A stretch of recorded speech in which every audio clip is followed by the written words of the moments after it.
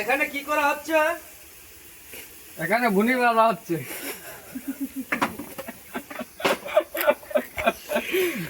ধরলে আমার যদি তোমাই নাই আমার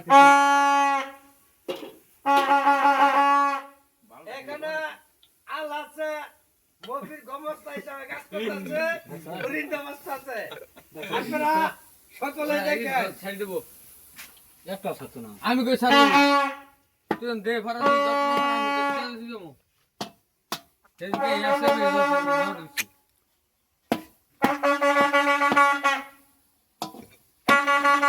তুমি তো